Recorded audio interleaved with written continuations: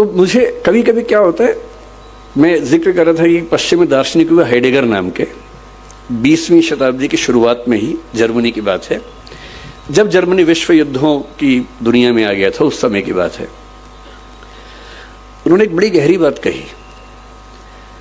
उन्होंने कहा कि हम लोग जिंदगी जीते रहते हैं, किसी से लड़ते हैं, किसी से प्यार करते हैं, फिर झगड़ा करते हैं, लड़ते हैं, सफल होते हैं, किसी को हराते हैं, किसी से हारते हैं, हारते हैं तो नफरत पाल लेते हैं, हराते हैं तो ये भाव मन में आता है कि मैंने हरा दिया, मैं विजेता हूं।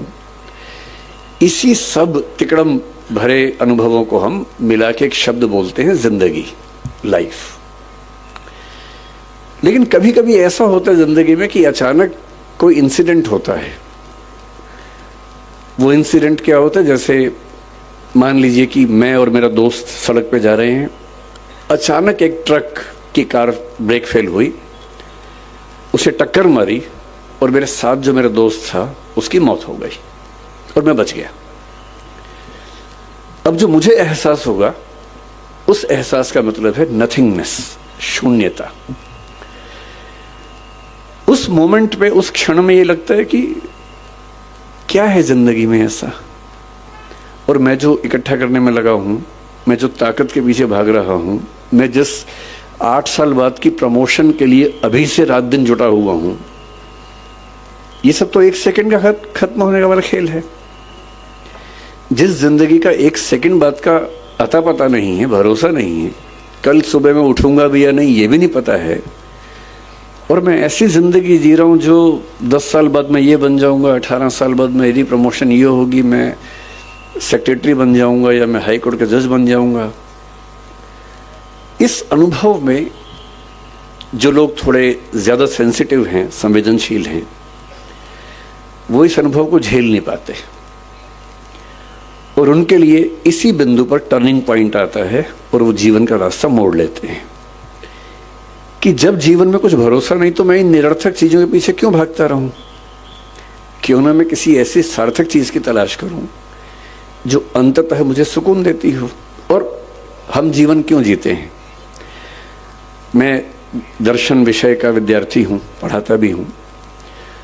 भारत के, दुनिया के सब दार्शनिकों को पढ़ने पढ़ाने की प्रक्रिया में मैंने पाया कि अंततः सभी के मन में एक ही बात है, अलग अलग शब्दों से कहते हैं, और वो ये है कि जीवन का अंत इसी बात पे है कि मुझे सुकून मिले, मुझे आनंद मिले, मुझे सुख मिले।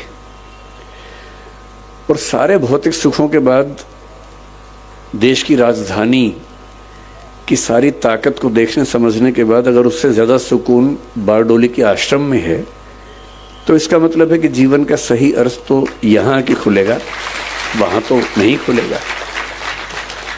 तो मैं बहुत कृतज्ञ हूं सिंघवी साहब का, डॉक्टर साहब का। कहाँ गए डॉक्टर साहब? हाँ, डॉक्टर साहब आपका बहुत कृतज्ञ हूं कि आपने, अब मैं आपसे कोई काम नहीं बोलूंगा कि मुझे इलाज करवा दीजिए, वो मैं कभी नहीं बोलूंगा।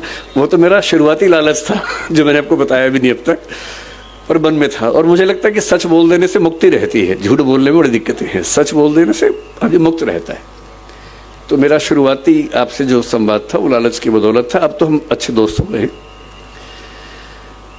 तो मैं कृतज्ञ हूं कि आपने मुझे यहां बुलाया और इतने सुंदर संसार के बीच में आने का मौका दिया।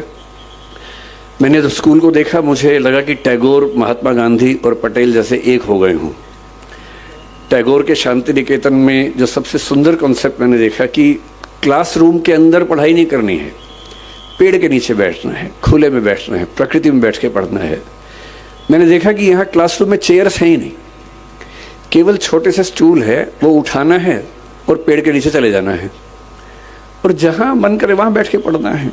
क्यों एक 4 दीवारी के अंदर बैठ के ही हम पढ़ाई करेंगे?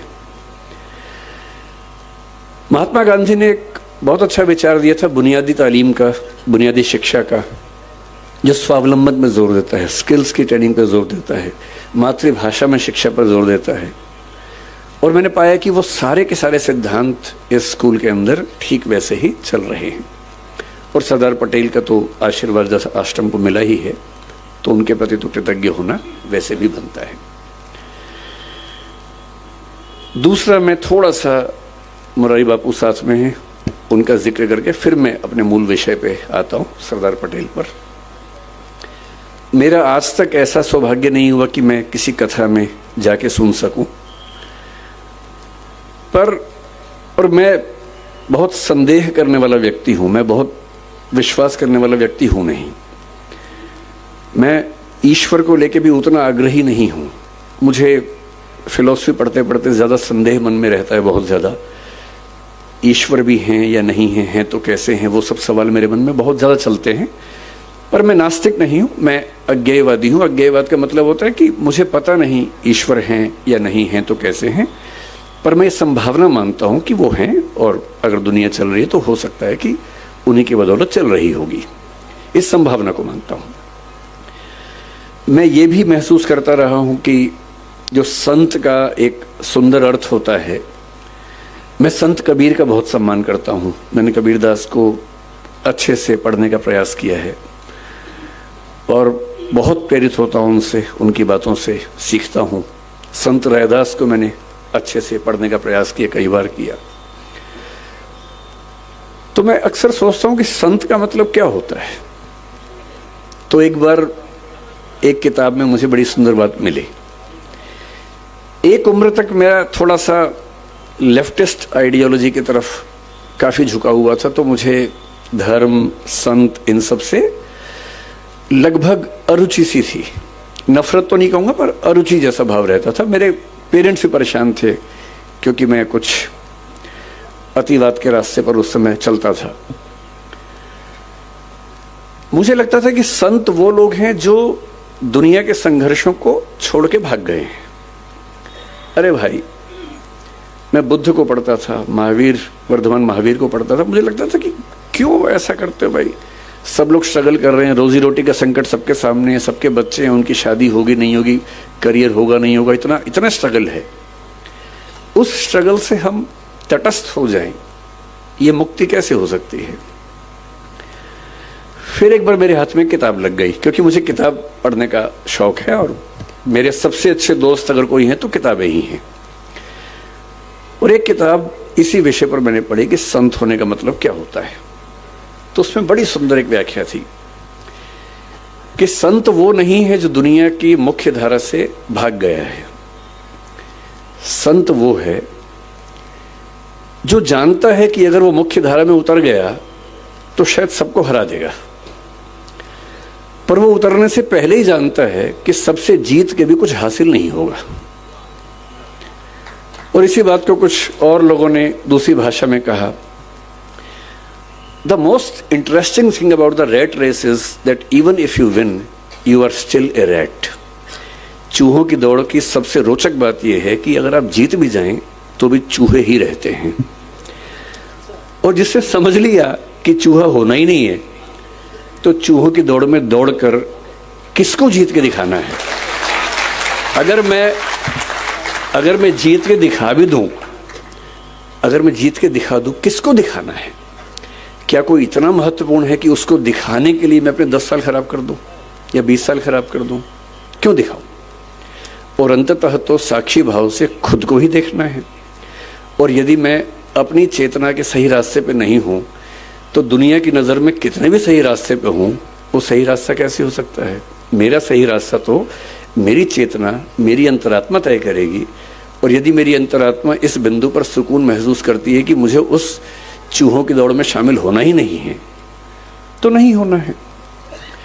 और मैं कल से, मुझे डॉक्टर सिंघवी साहब ने कई जिक्र किए बापू के, कि कैसे उनकी कथा में लोग, और गुजरात के लोग कितने दानी हैं वो भी पता लगा। सूरत के बारे में विशेष रूप से पता लगा कि 50 करोड़ 100 करोड़ का दान हुआ, एक अस्पताल बन गया।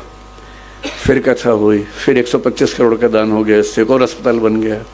इतना कंट्रीब्यूशन तो बड़े बड़े मंत्री, नेता और IAS नहीं कर पाते।